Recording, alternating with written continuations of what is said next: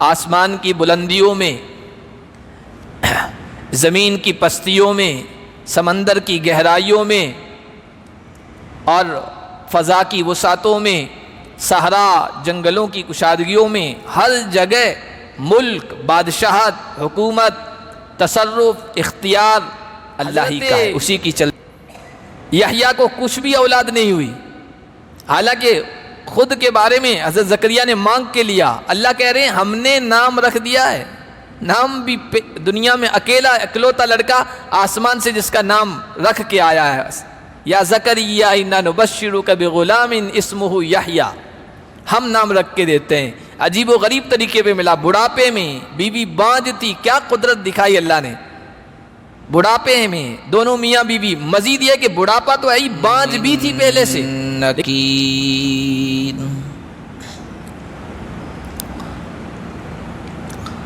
آج کے درس کا آغاز ہم اللہ کے فضل و کرم سے سورہ شورا کی آیت نمبر 46 سے کر رہے ہیں۔ پچھلے درس میں جو آیتیں گزری تھی اس میں اللہ تعالیٰ نے ارشاد فرمایا تھا کہ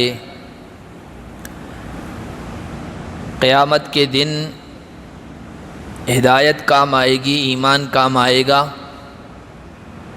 جو انسان کو اسی دنیا سے لے کر جانا ہوگا، اور جو اس دنیا سے ہدایت لے کے نہیں گیا تو وہ اپنے اوپر ظلم کر رہا ہے، اور اس دن آخرت میں تم ظالموں کو دیکھو گے جب حقیقت سامنے آئے گی، حقیقت کی آنکھیں کھلے گی تو بہت شرمسار ہوں گے، ذلت محسوس کر رہے ہوں گے، آنکھ اٹھا کر دیکھنے کی جرأت ہمت ان میں نہیں ہوگی۔ اصل خسارہ اٹھانے والے، نقصان اٹھانے والے ایسے ہی لوگ ہیں۔ جب اللہ کے دربار میں آئیں گے تو ان کا کوئی کارساز نہیں ہوگا، کوئی وکیل نہیں ہوگا جو ان کے کام آ سکے، اللہ کے مقابلے میں ان کی مدد کر سکے، اور نہ بھاگنے کی کوئی راہ ہوگی۔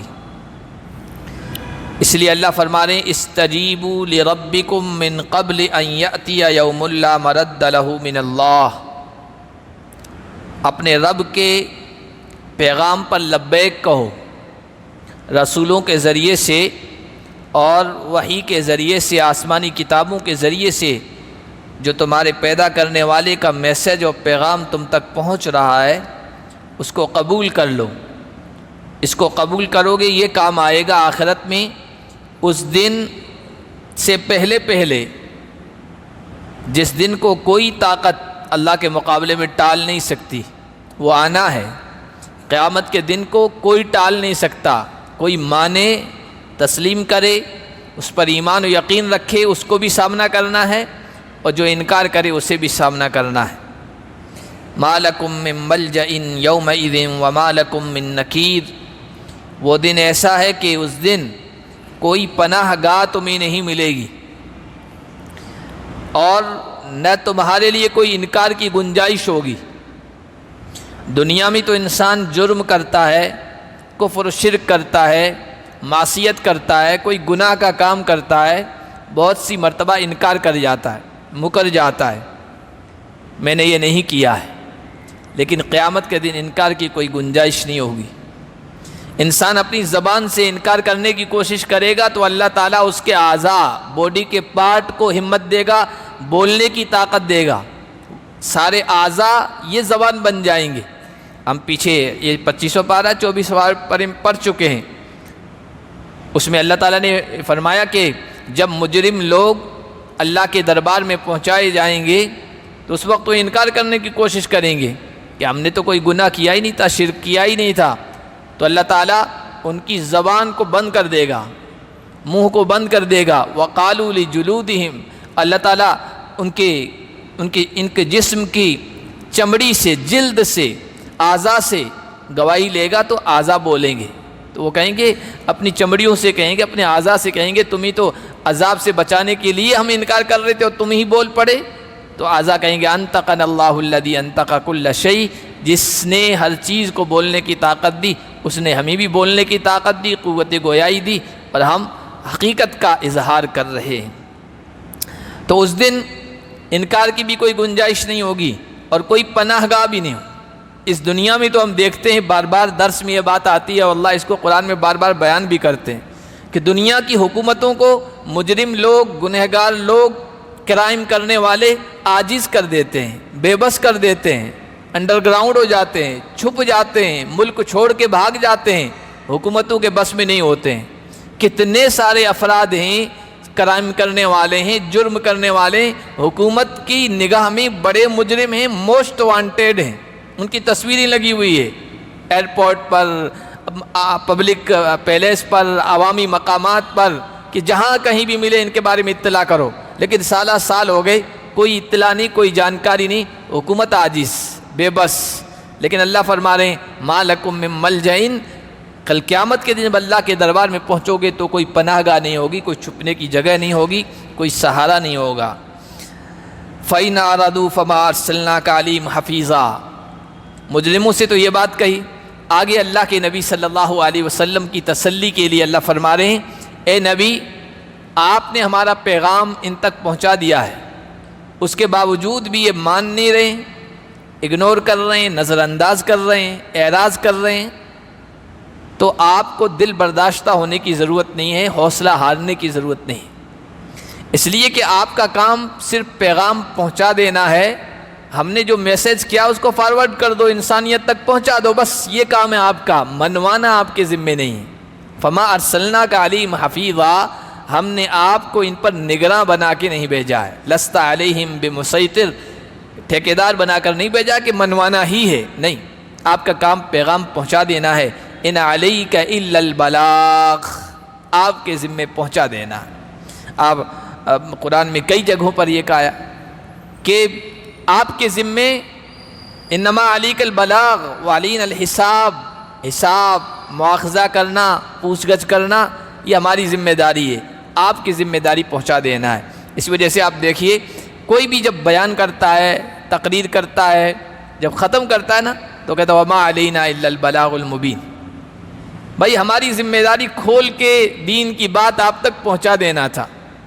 اب منوانا تو کسی کی بھی نبیوں کی ذمہ داری نہیں تھی، تو عالموں کی کیسے ہو سکتی ہے، داعیوں کی کیسے ہو سکتی ہے، مبلغوں کی کیسے ہو سکتی ہے؟ بعض مرتبہ لوگ کہتے ہیں یار آپ کہتے نہیں ہیں، بھائی کہہ کے تھک گئے، منوانا تھوڑی ہماری ہے، زبردستی لانا یہ کسی کی ذمہ داری نہیں ہوتی ہے، اچھے طریقے سے البلاغ المبین، کھول کھول کے سمجھانا، یہ نبیوں کے وارثوں، علماء، مبلغین، داعیوں کا کام ہوتا ہے، وہ کر رہے ہیں اور کر رہے ہوتے ہیں، باقی منوانا کسی کے ذمہ نہیں ہے، اور اس پر مواخذہ اللہ کی طرف سے ہوگا، اللہ کریں گے۔ انما علیک البلاغ وعلینا الحساب، اے نبی آپ حوصلہ نہ ہاریں، آپ اپنی ڈیوٹی پر، اپنی ذمہ داری پر لگے رہیں، پیغام پہنچاتے رہیں، باقی ہم پر چھوڑ دیں، ہم ان سے نمٹ لیں گے۔ وَإِنَّا إِذَا أَذَقْنَا الْإِنسَانَ مِنَّا رَحْمَةً فَرِحَ بِهَا، انسان کی عجیب فطرت ہے، انسان کا مزاج عجیب ہے۔ وہ عوامی جو مثال ہے، ایک کہاوت ہے کہ میٹھا میٹھا ہپ ہپ کڑوا تھو تھو، انسان کی مزاج میں یہ داخل ہے۔ اچھائی ہوتی ہے کوئی بھی، اس کو اپنے سے جوڑتا ہے، وہ اپنے سے منسوب کرتا ہے کہ کوئی کامیابی مل گئی، نجات مل گئی، خوشی کی کوئی چیز مل گئی، عزت مل گئی، مال مل گیا، دولت مل گئی، عہدہ مل گیا، کچھ اس طرح کی چیز مل گئی تو کہتا ہے یہ تو میں نے کر کے دکھایا ہے، میں نے اپنی عقل دوڑائی ہے، دماغ گھمایا ہے، میری ٹیکنک ہے، جد و جہد ہے، میری کوششوں کا نتیجہ ہے، دن رات میں نے ایک کیا ہے، خون پسینہ بہایا ہے، تب جا کے اس مقام پر پہنچاؤں، اور یہ چیز میں نے حاصل کی ہے۔ اور جب کوئی تکلیف پہنچتی ہے، برے حالات ہوتے ہیں، تو وہ اپنے طرف منسوب نہیں کرتا، اپنے سے نہیں جوڑتا، اس وجہ سے ہو گیا، فلاں وجہ سے ہو گیا، یا حالات آتے تو رب کا شکوہ کرنے لگتا ہے۔ نعمتوں کے وقت، اچھی حالت کے وقت یہ نہیں کہتا کہ اللہ کا کرم ہے، اللہ کا فضل ہے، بس اللہ کی مہربانی ہے، اپنی محنت کا نتیجہ اور اپنی کوششوں کا ثمرہ سمجھتا ہے، لیکن حالات خراب ہوتے ہیں تو رب کا شکوہ کرنے لگ جاتا ہے۔ فرمایا کہ جب ہم انسان کو اپنی طرف سے رحمت کا مزہ چکھاتے ہیں، اب رحمت میں سب چیزیں آ گئی، رحمت میں انسان کی خود کی زندگی ہے، رحمت میں اولاد کا ملنا ہے، رحمت میں رزق میں کشادگی فراخی ہے، رحمت میں عزت کا ملنا ہے، رحمت میں مقام و مرتبہ، حکومت، جو بھی اچھی حالت انسان چاہتا ہے وہ سب رحمت میں آ گئی۔ تو جب ہم اپنی طرف سے انسان کو رحمت کا، عیش و آرام کا مزہ چکھاتے ہیں، فرح بہا، وہ اترانے لگتا ہے، شیخی بگاڑتا ہے، یہ ہماری کوششوں کا نتیجہ ہے۔ وَإِن تُصِبْهُمْ سَيِّئَةٌ بِمَا قَدَّمَتْ أَيْدِيهِمْ، اور اگر انہیں کوئی برائی پہنچتی ہے، تکلیف دہ چیز پہنچتی ہے ان کے خود کے ہاتھوں کی بھیجی ہوئی چیز کی وجہ سے، اپنے کرتوتوں کی وجہ سے، اور اللہ ہر کرتوت پر، ہر برائی پر پکڑتا نہیں ہے، حالات نہیں لاتا ہے، کسی جرم کی وجہ سے اور کسی برے کرتوت کی وجہ سے اللہ کبھی کبھی حالات لے آتا ہے، اس طرح کی صورتحال پیش آتی ہے، فَإِنَّ الْإِنسَانَ كَفُورٌ، تو انسان بڑا ناشکرا ہے، ناشکر گزار بن جاتا ہے، رب کے شکوے کرتا ہے، رب کو میں ہی ملا تھا، پتہ نہیں میرے ساتھ ہی ایسا کیوں ہوتا ہے، یہ جملے ہوتے ہیں جو عام طور پر ہم سنتے رہتے ہیں، یہ ناشکری کے ہیں، اور یہ انسان کا جو مزاج ہے اس کی اللہ شکایت کر رہا ہے۔ فَإِنَّ الْإِنسَانَ كَفُورٌ، انسان بڑا ناشکرا ہے۔ ایمان والا بندہ ایسا نہیں کرتا ہے، ایمان والا بندہ تو اچھے حالات آتے ہیں تو رب کا شکر گزار بنتا ہے، نعمت کو اللہ سے جوڑتا ہے، میرا کچھ نہیں، سب کچھ اللہ ہی کا کرم ہے، اس کی نوازش ہے، اس کا فضل ہے، اس کی مہربانی ہے۔ برے حالات آتے ہیں وہ صبر کرتا ہے، اللہ سے عافیت طلب کرتا ہوں، اللہ سے اچھی حالت طلب کرتا ہوں، اللہ سے دعا کرتا ہوں اللہ اس آزمائش کو، ان برے حالات کو، ناموافق ناخوشگوار چیزوں کو ہٹا دے، اللہ سے دعا کرتا ہوں، لیکن اس کے بعد بھی اگر یہی ہے تو جس پر میرا مولا راضی میں اس پر راضی۔ وہ جو مشہور ہے نا شاہ دولہ ایک بزرگ گزرے ہیں، شاہ دولہ، تو حقیقت میں بزرگ گزرے ہوں گے، ان سے واقعات منسوب ہو گئے، بعض مرتبہ ایسا ہوتا ہے ایک نام مشہور ہو جاتا ہے اور اس کی طرف کوئی بھی بات سمجھانے کی انہوں منسوب کر دیتے ہیں، جیسے شیخ چلی، اب کوئی شخص تو نہیں تھا شیخ چلی لیکن بنا دیا اس کی جانب، چٹکلے مشہور ہیں، کیا کیا مشہور ہیں۔ تو شاہ دولہ تھے کوئی بزرگ، ان کے پاس لوگ آئے، بارش بہت زیادہ ہو رہی تھی کہ حضرت گاؤں کے لوگ آئے کہ بارش بہت زیادہ ہو گئی ہے، گاؤں کے کنارے جو تالاب ہے اس کی منڈیر بھر گئی ہے اور بند ٹوٹنے والا ہے، گاؤں کی طرف آنے والا ہے پانی، سب بہہ جائیں گے، نقصان ہو جائے گا جان کا مال کا، آپ کچھ کر دیجئے۔ تو انہوں نے پھاوڑا اٹھایا اور پھاوڑا اٹھا کر ادھر چل دیے بند کی طرف۔ تو کہ حضرت یہ کیا کر رہے ہیں کہ بند کو توڑ رہا ہوں، کہ کیوں ایسا کیوں کر رہے ہیں؟ کہ بھئی اگر رب کی مرضی ہے بارش زیادہ ہو رہی ہے اور رب یہی چاہتا ہے تو جدھر مولا ادھر شاہ دولہ، جدھر مولا ادھر شاہ دولہ، رب کی مرضی ہے۔ یہ سمجھانے کے لیے ہے کہ ایمان والا بندہ تو یہ کہتا ہے اللہ سے عافیت تو طلب کرتا ہے، یا اللہ برے حالات میں آ گئے ہیں، یا اللہ ان کو دور کر دے، ان مصیبتوں سے نجات دے دے، پریشانیوں سے چھٹکارا دے دے، اس کے باوجود بھی نہیں ہو رہے تو شکوہ شکایت نہیں کرتا، رونا روتا نہیں ہے رب کے فیصلوں پر، وہ کہتا ہے میں رب کے فیصلوں پر راضی ہوں۔ حضور علیہ الصلوۃ والسلام نے ارشاد فرمایا کہ عجبا لامر المؤمن ان امرہ کلہ لہ خیر، ایمان والے بندے کا تو معاملہ عجیب ہی ہے، اس کا ہر معاملہ خیر ہی خیر ہے، کسی بھی حالت میں ایمان والے کو لوس نہیں ہے، نقصان نہیں ہے۔ ہمارے استاد فرمایا کرتے، ترجمہ کرتے تھے، ایمان والے کے دونوں ہاتھ میں لڈو ہیں، ان امرہ کلہ لہ خیر، اس کا ہر معاملہ، ہر سچویشن، ہر حالت اس کے لیے خیر ہی خیر ہے، بھلائی کا باعث ہے، فائدے کا باعث، نفع کا باعث ہے۔ کیوں؟ ان اصابت سراء شکر فکان خیرا لہ وان اصابت ضراء صبر فکان خیرا لہ، اگر اس کو اچھی حالت پیش آتی ہے وہ رب کا شکر گزار بنتا ہے، یہ بھی اس کے لیے خیر کا سبب ہے، اس لیے کہ اللہ نے فرمایا میں نے جنت شاکرین کے لیے، شکر گزاروں کے لیے بنائی ہے، پیدا کی ہے، اور اگر اس کو برے حالات پیش آتے ہیں تو صبر کا دامن پکڑ لیتا ہے، وہ بھی اس کے لیے خیر کا باعث بنتا ہے۔ اللہ نے جنت اعدت للصابرین، صابروں کے لیے، صبر کرنے والوں کے لیے، اللہ کے فیصلے پر راضی رہنے والوں کے لیے تیار کی۔ للہ ملک السماوات والارض یخلق ما یشاء یہب لمن یشاء اناثا ویہب لمن یشاء الذکور۔ آگے اللہ کی قدرت اللہ کی حکمت، اللہ کی طاقت و قوت کو بیان کیا گیا ہے۔ بھائی اس زمین میں، آسمانوں میں ہر جگہ اللہ ہی کی بادشاہت ہے، اللہ ہی کا تاج و تخت ہے۔ للہ ملک السماوات والارض، آسمان کی بلندیوں میں، زمین کی پستیوں میں، سمندر کی گہرائیوں میں اور فضا کی وسعتوں میں، صحرا جنگلوں کی کشادگیوں میں، ہر جگہ ملک، بادشاہت، حکومت، تصرف، اختیار اللہ ہی کا ہے، اسی کی چلتی ہے۔ یخلق ما یشاء، وہ جو چاہتا ہے پیدا کرتا ہے، ساری مخلوق اسی کی پیدا کی ہوئی ہے۔ یہب لمن یشاء اناثا ویہب لمن یشاء الذکور، جس کے لیے چاہتا ہے لڑکیاں، جس کو چاہتا ہے لڑکیاں عطا کرتا ہے، اور جس کو چاہتا ہے لڑکے عطا کرتا ہے۔ او یزوجہم ذکرانا و اناثا، یا جسے چاہتا ہے لڑکے لڑکیاں دونوں ملا کے دیتا ہے۔ ویجعل من یشاء عقیما، اور جسے چاہتا ہے بانجھ بنا دیتا ہے، بے اولاد لا ولد رکھتا ہے۔ تمام تر کوششوں کے باوجود، علاجوں کے باوجود، ڈاکٹروں سے رجوع کرنے کے باوجود، ان کی محنتیں، کوششیں لا علاج رہتی ہیں، بے نتیجہ رہتی ہیں، اولاد نہیں ملتی ہے۔ کیوں؟ اللہ ہی کی چلتی ہے۔ اور اللہ اپنی حکمت اور بندوں کی مصلحتوں کے پیش نظر یہ سارے فیصلے کرتا ہے۔ انہ علیم، کیونکہ وہ علم والا ہے، جانکاری والا ہے۔ بندوں کا علم ناقص ہے، مخلوق کا علم ناقص ہے، اللہ کا علم ہر طرح سے، وہ پچھلے حالات کو بھی جانتا ہے، آئندہ کیا حالات پیش آئیں گے وہ بھی جانتا ہے۔ ان کو لڑکیاں دوں گا تو اس کے حالات کیسے ہوں گے وہ بھی جانتا ہے، لڑکے دوں گا تو کیا حالات ہوں گے وہ بھی جانتا ہے، لڑکے لڑکیاں مکس کر کے دوں گا تو بانجھ بنا دوں گا، کیا حکمت مصلحت ہے اللہ جانتا ہے۔ بندوں کی ضرورتوں کو پیش نظر رکھ کر وہ فیصلے کرتا، کیونکہ علم ہے اس کے پاس، بغیر علم کے وہ فیصلے نہیں کرتا ہے۔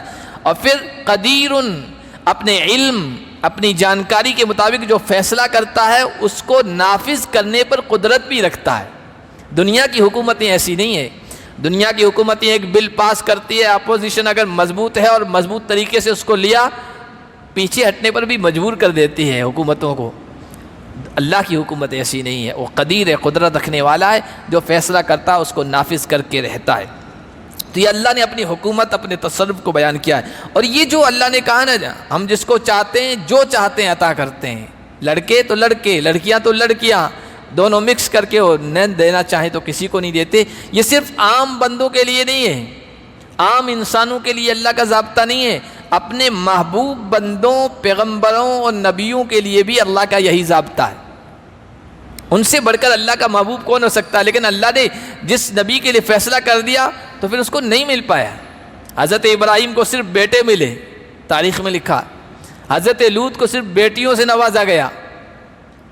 حضرت یحییٰ کو کچھ بھی اولاد نہیں ہوئی، حالانکہ خود کے بارے میں حضرت زکریا نے مانگ کے لیا۔ اللہ کہہ رہے ہیں ہم نے نام رکھ دیا ہے، نام بھی دنیا میں اکلوتا لڑکا آسمان سے جس کا نام رکھ کے آیا ہے، یا زکریا انا نبشرک بغلام اسمہ یحییٰ، ہم نام رکھ کے دیتے ہیں۔ عجیب و غریب طریقے پہ ملا، بڑھاپے میں، بیوی بانجھ تھی، کیا قدرت دکھائی اللہ نے بڑھاپے میں، دونوں میاں بیوی۔ مزید یہ کہ بڑھاپا تو ہے ہی، بانجھ بھی تھی پہلے سے، لیکن اللہ کا فیصلہ ہوا، بانجھ پن بھی دور ہو گیا، بڑھاپا بھی آڑے نہیں آیا، یحییٰ مل گئے۔ لیکن خود یحییٰ کے ساتھ اللہ کا فیصلہ یہ ہوا کہ اولاد نہیں ہے۔ حضور علیہ السلام کو اللہ نے لڑکے بھی دیے، لڑکیاں بھی دی، لڑکے زندہ نہیں رہ پائے، لڑکیاں اللہ کے نبی کی زندہ رہی اور حضور کی نسل چلی وہ لڑکیوں سے۔ اور یہاں پر یہب لمن یشاء اناسا،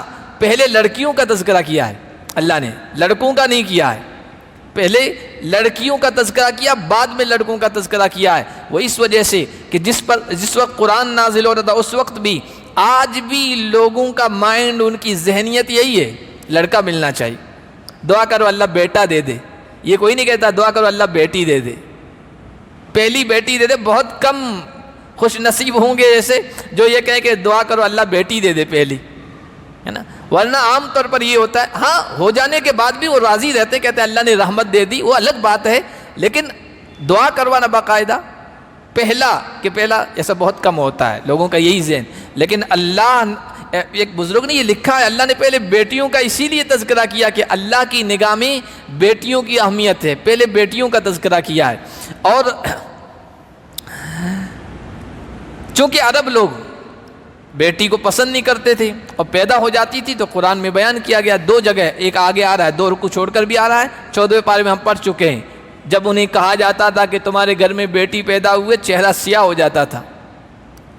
یہاں تو شہروں میں تو ایسا سنا نہیں نے دیکھا ہے، لیکن ہم گاؤں دیہاتوں میں تو آج بھی یہی صورتحال ہے، بیٹی پہ بیٹی ہو رہی ہے، بیٹی پہ بیٹی ہو رہی ہے، اور جب کہ نئی امید سے ہے اور آج کل میں بچہ پیدا ہونے والا ہے، تو جب اس کو بتایا جاتا کہ پھر بیٹی آ گئی، رونے لگتا ہے انسان، لوگوں سے چہرہ چھپاتا ہے، آج بھی یہی صورتحال ہے۔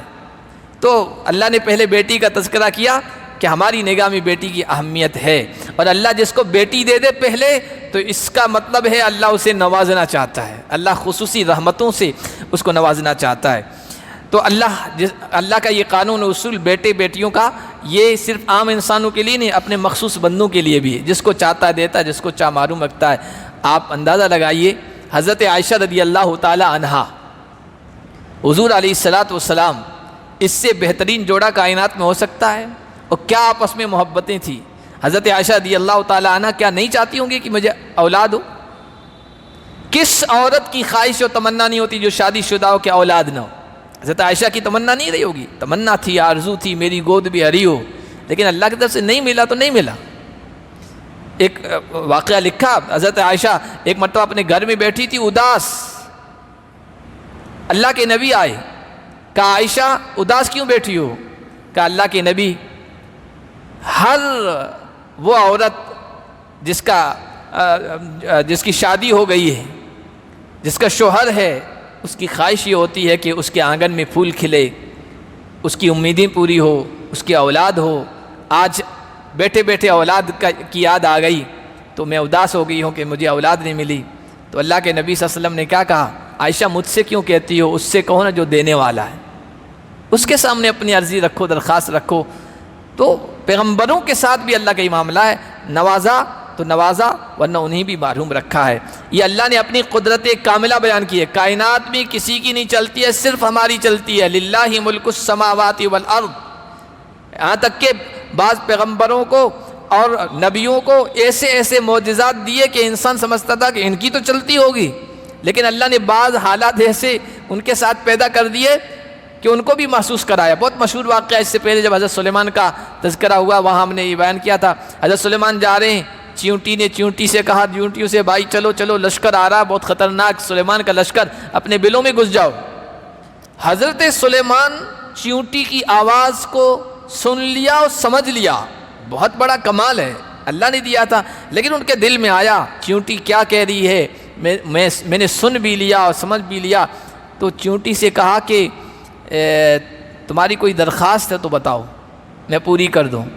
تو چیونٹی نے کہا، یہ واقعہ کتابوں میں نقل کیا گیا، آسمانی پہلی کتابوں کے ذریعے سے آیا ہے، پہنچا تاریخ کے ذریعے سے، کہا کہ تم پوری نہیں کر سکتے ہو میری درخواست۔ چیونٹی کہہ رہی ہے ہوگی تمہاری حکومت جنات پر، چرندوں پر، پرندوں پر، انسانوں پر، ہماری بولی بھی تم نے سن لی سمجھ لی ہوگی، لیکن ہماری خواہش تمناؤں کو تم پورا نہیں کر سکتے ہو، یہ تمہارے قبضے قدرت میں نہیں ہے۔ کہا آئی بڑی کہنے والی، مانگ کیا مانگتی ہے میں دوں گا۔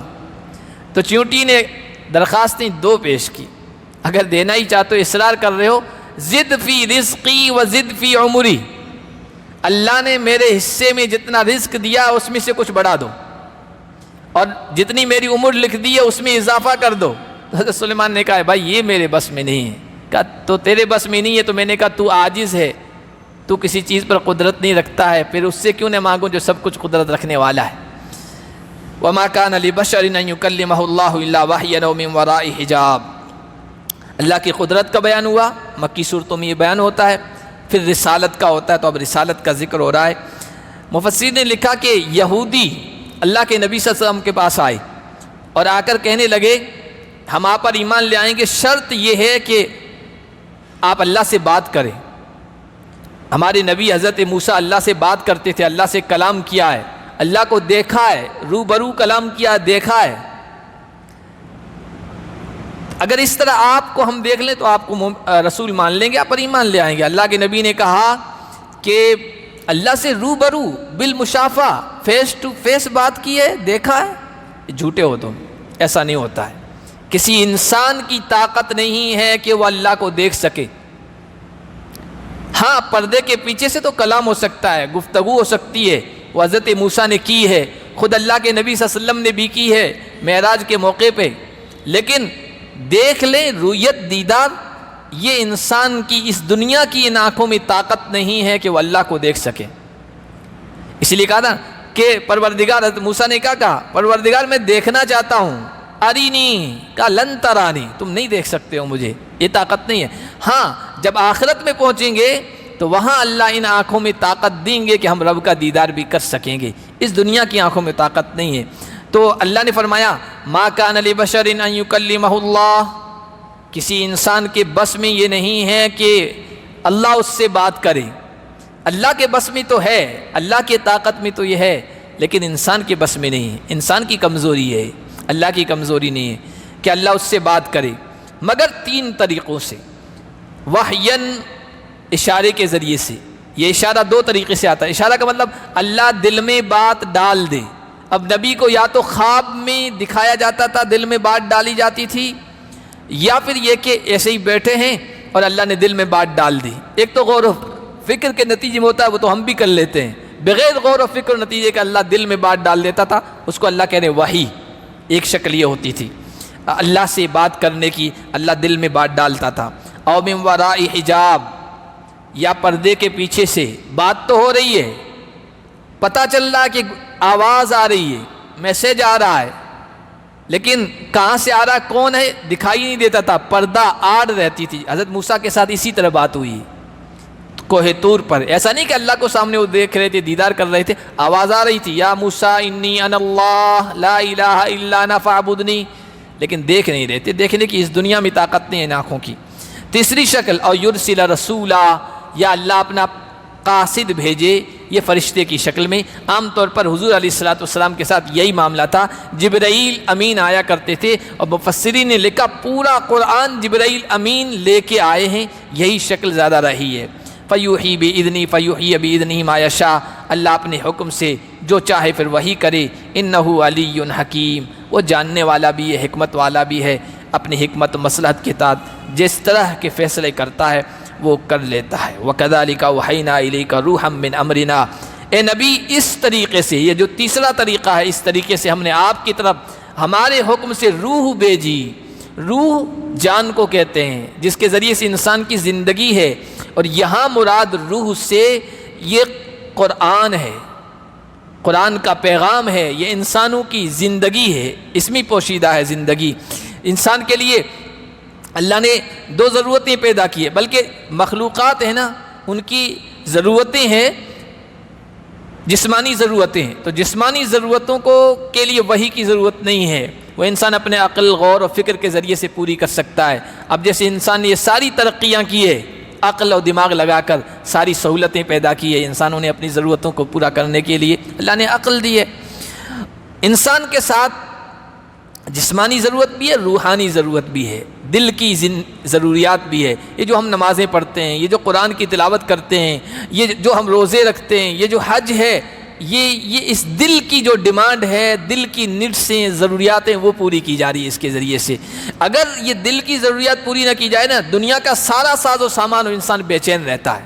آپ دیکھ لیجئے کتنے بڑے بڑے لوگ، پیسوں والے، خودکشیاں کر لیتے ہیں، ان کی زندگیوں میں سکون نہیں ہے۔ کیوں؟